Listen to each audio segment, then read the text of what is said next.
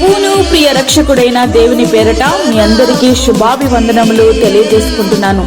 Jesus ను creation ministries ద్వారా ఈ రీతిగా ప్రతిరోజు అనుదిన ఆహారమును మీతో పంచుకోవడానికి దేవుడిస్తున్న కృపను బట్టి దేవునికి అనలేని కృతజ్ఞతలు. వాక్య ధ్యానంలోనికి మనం వెళ్దాము.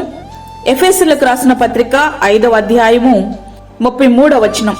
మీలో ప్రతి పురుషుడును తనను వలె తన భార్యను ప్రేమింపవలెను, భార్య అయితే తన భర్త యందు భయము కలిగి ఉండినట్లు చూచుకొనవలెను. మన జీవితంలో సంవత్సరములు వెంబడి సంవత్సరములు గతించిపోతూ ఉన్నాయి. కానీ రాతి బండలుగా మారిన మన జీవితాల్లో మాత్రం ఏ మార్పు లేదు. అయినప్పటికీ నీవెట్లా జీవించినప్పటికీ నీ ప్రవర్తనకు ప్రతిఫలమియ్యక ఆయన కృపలో ఈ క్షణం వరకు నిన్ను నడిపిస్తూ మరొక నూతన సంవత్సరంలోనికి నిన్ను ప్రవేశపెట్టడానికి ఆయన ఇష్టపడుతున్న తరుణంలో పరిశుద్ధ దేవుని పిల్లలముగా మన జీవిత భాగస్వామ్యం పట్ల మన విశ్వసనీయత ఏ రీతిగా ఉందో స్వపరిశీలన చేసుకునే ప్రయత్నం ఎల్లప్పుడూ మనం చేస్తూ ఉండాలి. గృహస్థ జీవనము ప్రశస్తమైనది, పరిశుద్ధమైనది. అది తుది శ్వాస వరకు పరిశుద్ధముగానే కాపాడుకోవాలి. భార్య తన స్వంత పురుషునికి మాత్రమే అనగా తన భర్తకు మాత్రమే లోబడి ఉండాలి. పరాయి పురుషులకు లోబడకూడదు.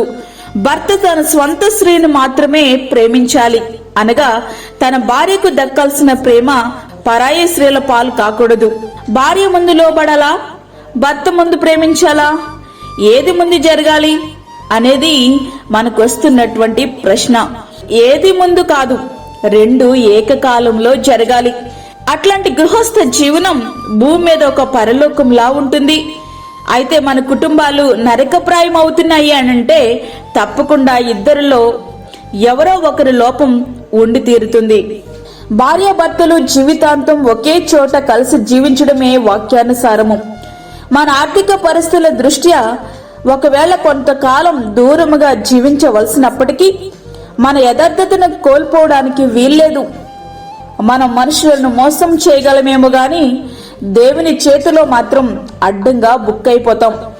కొన్ని సందర్భాలలో నేను అందరినీ మోసం చేయగలుగుతున్నానని నీవు సంబరపడినా నీ మనసాక్షి మాత్రం అనుక్షణం నీ మీద నేరస్థాపము చేస్తూనే ఉంటుంది. సమాధానం కోల్పోయిన విషయం నీకు స్పష్టంగా తెలుస్తుంది. అయినప్పటికీ ఎంతకాలం మనసాక్షిని చంపేసి నీకు నచ్చినట్లుగా నీ జీవితాన్ని నువ్వు కొనసాగించగలవు? ప్రియ స్నేహితుడా, వాక్యం అంటున్నటువంటి ప్రియ దేవుని బిడ్డ, నీకు నచ్చినట్లుగా నీవు జీవిస్తున్నప్పటికీ ఆయన కృపలో నిన్ను కాచి కాపాడి మరొక నూతన సంవత్సరంలోనికి నిన్ను ప్రవేశపెట్టడానికి ఆయన ఇష్టపడినాడు. ఆయన కృప ఉగ్రతగా మారితే తట్టుకోవడం నీ తరం కాదు. ఒక క్షణం ఆగి ఆలోచించు. నీ జీవితాన్ని సరిచేసుకుని రోత జీవితాన్ని పాతిపెట్టి సమాధానముతో నూతన సంవత్సరంలో నీ జీవితాన్ని కొనసాగించు. అప్పుడు నీ జీవితం ధన్యకరమవుతుంది. నీ కుటుంబం చిన్న పరలోకంగా ఉంటుంది. ఆ రీతిగా మన జీవితాలు సిద్ధపరచుకుందాం. అట్టి కృపా ధన్యత ప్రభువు మనకి అనుగ్రహించునుగాక. ఆమేన్. వాక్యమైనటువంటి ప్రియ దేవుని బిడ్డ, ప్రార్థనలో ఏకీభవించు. పరిశుద్ధమైన తండ్రి, ప్రేమగల యేసు ప్రభువా, శ్రేష్టమైన మరి యొక్క దినం మా జీవితంలో మీరు అనుగ్రహించారు. నీకు వందనాలు.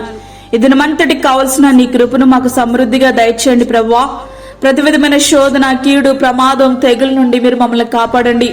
ఈ భయంకరమైన దినాలలో మాకు మా కుటుంబాలకు తగు భద్రతను దయచేయండి ప్రభువా.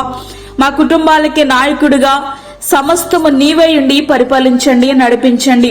అదే రీతిగా వాక్యమైన ప్రతి ఒక్క బిడను దర్శించండి ప్రభువా. నీ యొక్క వాక్యం వారిలో నూరంతలుగా ఫలించుటకు సహాయం చేయండి.